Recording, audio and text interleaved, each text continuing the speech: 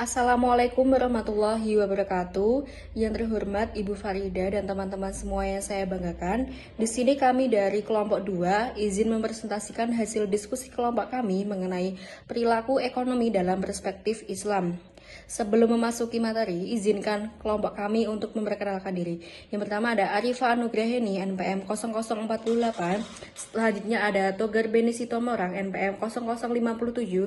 Selanjutnya ada Intan Setiawati, NPM 0064. Selanjutnya saya sendiri Taskia Noksia, NPM 0078. Dan selanjutnya ada Irfan Hasan Aurora, NPM 0084. Untuk materi yang pertama yaitu perilaku ekonomi. Perilaku ekonomi merupakan kegiatan yang dilakukan oleh manusia berkaitan dengan pemanfaatan baik secara langsung maupun tidak langsung, sumber-sumber produktif untuk menghasilkan barang dan jasa, serta mendistribusikannya untuk dikonsumsi. Dengan kata lain, bidang garapan ekonomi adalah salah satu sektor perilaku manusia yang berkaitan langsung dengan produksi, distribusi, jasa, dan konsumsi. Selanjutnya ada hubungan manusia dengan ekonomi. Dalam literatur ekonomi konvensional, ilmu ekonomi diartikan sebagai kajian tentang perilaku manusia atau dalam konteks mikro dan masyarakat dalam konteks makro. Dalam memilih cara menggunakan sumber daya yang langka dan memiliki beberapa alternatif penggunaan dalam rangka memproduksi berbagai komoditas untuk kemudian menyalurkannya, baik saat sekarang maupun masa yang akan datang, kepada berbagai individu dan kelompok yang ada dalam suatu masyarakat. Selanjutnya ada gambar 9.1 skema hubungan manusia dengan ekonomi antar sektor. Sebagaimana terlihat pada gambar 9.1, hubungan sektor rumah tangga dengan perusahaan berada pada tataran jual beli barang dan jasa, sementara hubungannya dengan pemerintah berada pada tataran hak dan kewajiban seperti hak mendapatkan gaji, insentif, dan berbagai fasilitas publik, kewajiban membayar pajak. Sementara itu, hubungan sektor rumah tangga dengan masyarakat luar negeri berada pada tataran ekspor-impor terhadap barang dan jasa yang saling membutuhkan, seperti ekspor sumber daya dan impor barang atau jasa yang dibutuhkan, tetapi tidak terdapat atau diproduksi dalam negeri. Selanjutnya ada beberapa faktor yang menyebabkan terjadinya kelangkaan dalam ekonomi konvensional. Yang pertama ada peningkatan kebutuhan manusia yang terus-menerus. Yang kedua ada keterbatasan sumber daya alam atau SDA. Yang ketiga ada keterbatasan kemampuan manusia dalam mengelola SDA. Yang keempat ada belum ditemukannya SDA yang baru. Dan yang terakhir ada ketidaksesuaian perkembangan ilmu pengetahuan dan teknologi iptek. Yang kedua ada dari Homo economicus ke Homo ethicus. Istilah Homo economicus sendiri diartikan sebagai seperangkat sifat dan perilaku tertentu yang dikaitkan dengan tindakan seseorang dalam berbagai kegiatan ekonomi. Dalam ekonomi konvensional, para ekonom berasumsi bahwa perilaku individu dikendalikan oleh rasionalitas sehingga syarat dan kepentingan pribadi dan hanya berpikir untuk dirinya sendiri atau self-individual. Ini artinya jika ia seorang individual adalah produsen, maka ia hanya berpikir cara-cara untuk memaksimalkan keuntungan saja. Jika ia sebagai konsumen, maka secara rasional ia dianggap akan berusaha untuk memaksimalkan utilitasnya sampai dalam kepuasan yang maksimal seperti masalah konsumsi. Yang ketiga ada sifat manusia dalam Islam. Dalam Al-Quran, Allah Subhanahu wa Ta'ala menerangkan proses penciptaan manusia mulai dari tanah yang kemudian dibentuk dengan sebaik-baiknya sampai ditiupnya roh sehingga ia menjadi hidup. Kering yang berasal dari lumpur hitam yang diberi bentuk, maka apabila aku telah menyempurnakan kejadian dan telah meniupkan ke dalamnya roh atau ciptaanku, maka tunduklah kamu kepadanya dengan bersujud. Quran Surat Al-Hijr ayat 28-29. Dalam menjalankan fungsinya, manusia dengan bekal akal yang dimilikinya diharapkan selalu berada dalam kerangka hubungan dengan tidak mengesampingkan kewajiban kepada Allah Subhanahu wa Ta'ala. Yang selanjutnya adalah sifat baik manusia dalam Al-Quran.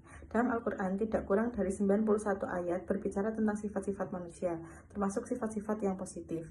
Pembicaraan tersebut diselipkan dalam berbagai ayat tentang kejadian manusia, status manusia, martabat manusia, kesucian manusia, fitrah manusia, sifat manusia, tugas manusia, pembinaan manusia, pengganggu manusia, dan kemampuan manusia. Beberapa sifat positif manusia dalam Al-Quran adalah: yang pertama ada beriman, kedua berilmu, berakal, berjiwa tenang, berhati tentram, ikhlas, berakal, pemaaf, suka menolong, adil, takwa, dan tepat janji. Kemudian selanjutnya ada sisi negatif manusia dalam Al-Quran. Dalam Al-Quran, sifat manusia banyak digambarkan dengan sifat-sifat negatif. Adapun sifat negatif tersebut adalah lemah, lalai, bodoh, zalim, pelupa, ingkar, kikir, serakah, curang, pamer, melampaui batas, tidak puas, berprasangka, dan takut. Namun penggambaran berbagai kelemahan dan kekurangan ini merupakan hikmah dari dimulainya proses pembelajaran manusia. Pembelajaran sifat-sifat tersebut dijadikan dasar bagi manusia untuk menjadi lebih baik.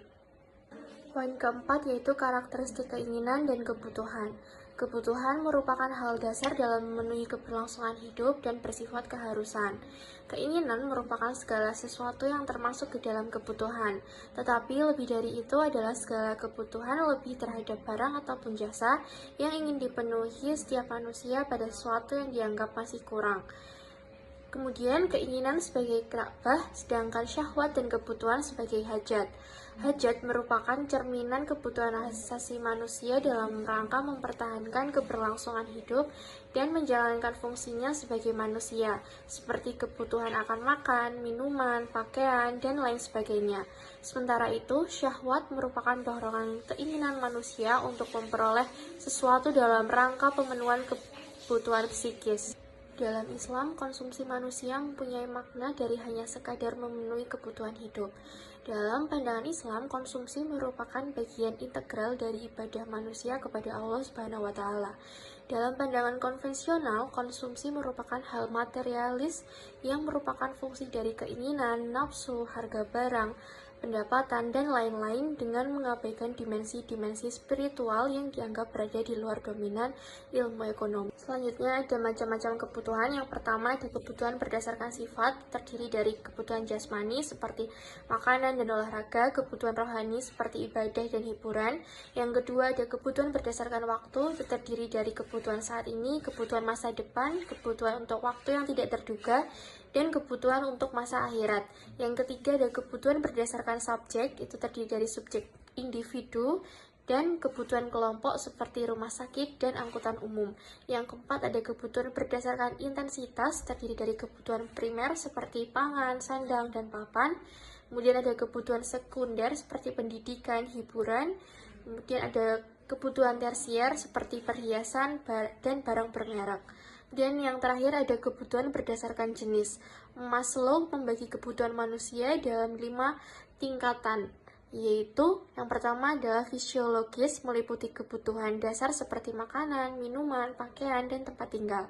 Yang kedua ada keselamatan atau safety seperti lingkungan kerja yang aman dan keamanan pekerja. Kemudian yang ketiga ada sosial, yaitu suka merasa diinginkan atau menjadi bagian dari tim. 4. Esteem seperti status sosial, promosi, atau pujian. Yang kelima, aktualisasi diri seperti kebutuhan intelektual dan pencapaian target. Kebutuhan konsumsi manusia dalam berbagai tingkatan. Imam Al-Ghazali membaginya dalam 3 tingkatan, yaitu yang pertama ada ad-darurah, yaitu tingkatan paling dasar sebagaimana telah dijelaskan di atas, yang pemenuhannya bersifat wajib dan mempertahankan hidup manusia. Yang kedua ada level tanaum, merupakan kegiatan di mana atau tingkatan perilaku individu dalam aktivitas konsumsi tidak hanya didorong oleh usaha memenuhi kebutuhan dasarnya saja, tetapi juga bertujuan untuk hiburan dan bersenang-senang. Lalu yang terakhir ada had.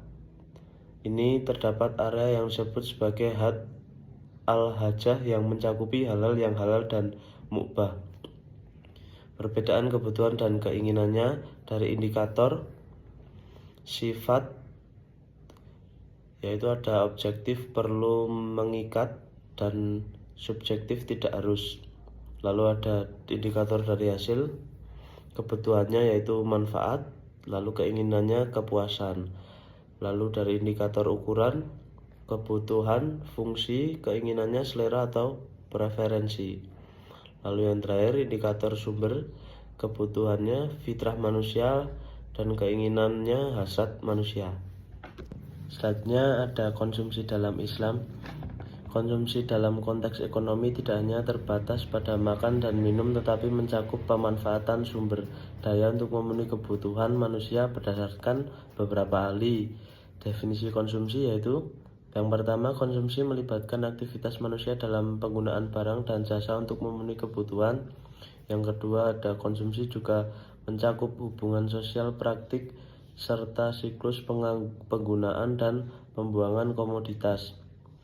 Dan yang terakhir ada dasar perilaku konsumen.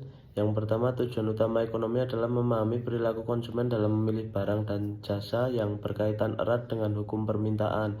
Dan yang kedua, nilai guna atau utility menjadi dasar pemikiran di mana kepuasan yang lebih tinggi terhadap suatu benda menunjukkan nilai guna yang lebih besar dan sebaliknya. Lalu, konsumsi dalam Islam ini banyak larangan bagi konsumen, di antaranya israf atau berlebih-lebihan dan tabzir atau mubazir.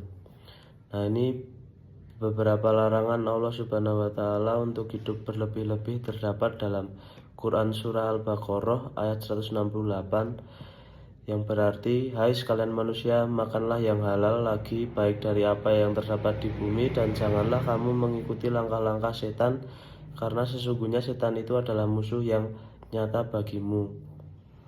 Lalu yang kedua ada Quran surah Al-A'raf yang berisi, hai anak Adam, pakailah pakaianmu yang indah di setiap masjid, makan dan minumlah dan jangan berlebih-lebihan. Sesungguhnya Allah Subhanahu wa taala tidak menyukai orang-orang yang berlebih-lebihan. Kemudian yaitu produksi dalam Islam. Produksi dalam perspektif Islam bukan hanya aktivitas ekonomi semata, tetapi juga ibadah yang mengandung nilai-nilai spiritual dan tanggung jawab sebagai khalifah di bumi untuk menjaga keseimbangan serta memanfaatkan sumber daya secara bijaksana. Selanjutnya, Kaf mendefinisikan produksi sebagai sarana manusia untuk memperbaiki kondisi dan material dalam rangka mencapai kebahagiaan dunia dan akhirat dalam ajaran Islam. Kebahagiaan dapat diwujudkan ketika orang mampu menghasilkan kecakupan dalam kesejahteraan ekonomi. Dan definisi menurut Islam sebagai berikut. Katakanlah, Muhammad, siapa yang mengharamkan perhiasan dari Allah Subhanahu wa taala yang telah disediakan untuk hamba-hambanya dan rezeki yang baik-baik. Katakanlah, semua itu untuk orang-orang yang beriman dalam kehidupan dunia dan khusus untuk mereka saja pada hari kiamat. Demikianlah kami menjelaskan ayat-ayat itu untuk orang-orang yang mengetahui. Quran Surat Al-A'raf ayat 32. Dalam Islam, produksi dipandang sebagai kewajiban karena bagian dari tugas manusia sebagai khalifah Allah Subhanahu wa taala untuk memakmurkan bumi dengan segala sumber daya yang telah Allah Subhanahu wa taala berikan. Kemudian poin yang keenam yaitu konsep maslahah dalam konsumsi dan produksi. Imam Al-Ghazali mendefinisikan maslahah dengan al-muhafazah ala maksud al-syara atau penjagaan terhadap tujuan syar'a. Tujuan syar'a terhadap manusia meliputi 5 perlindungan: memelihara dan melindungi keperluan manusia di bidang agama, jiwa, akal, keturunan, dan harta. Semua yang dapat melindungi 5 hal utama tersebut dinamakan maslahah, dan semua yang dapat merusak 5 hal utama tersebut dianggap mudarat atau mufsadah, dan sebaliknya menghilangkan yang mendatangkan mudarat atau mafsadah adalah maslahat.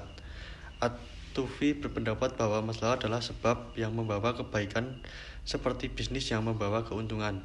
Sementara itu, menurut pandangan hukum Islam, adalah sebab yang dapat mengantarkan kepada tercapainya tujuan hukum Islam baik dalam bentuk ibadah maupun muamalah. Untuk itu, batasan bagi seorang akan mendatangkan maslahat bagi dirinya sendiri harus diperhatikan dengan ketat. Meningkatkan 5 perlindungan yaitu melindungi keperluan manusia di bidang agama, jiwa, akal, keturunan, dan harta, ditambah lingkungan dan kehormatan manusia. Jika dikaitkan dengan konteks konsumsi, pengertian maslahat sebagai yang dipaparkan di atas bersifat relatif, karena individu mempunyai kepentingan yang berbeda-beda. Masing-masing individu berkewajiban untuk memahami kadar kemaslahatan bagi dirinya sendiri. Dalam konteks produksi, ketika memproduksi suatu barang atau jasa, batasan di atas harus selalu menjadi acuan tentang boleh tidaknya suatu barang diproduksi. Kemudian, adapun sifat-sifat maslahah sebagai berikut. Yang pertama, maslahah bersifat subjektif, dalam arti bahwa setiap individu menjadi hakim bagi masing-masing dalam menentukan apakah suatu perbuatan merupakan suatu masalah atau bukan bagi dirinya. Kemudian yang kedua ada maslahah individu akan konsisten dengan masalah. Komunitas konsep ini menyebutkan bahwa seseorang dapat mencapai maslahahnya sendiri jika dalam waktu yang bersamaan juga mencapai maslahah orang banyak.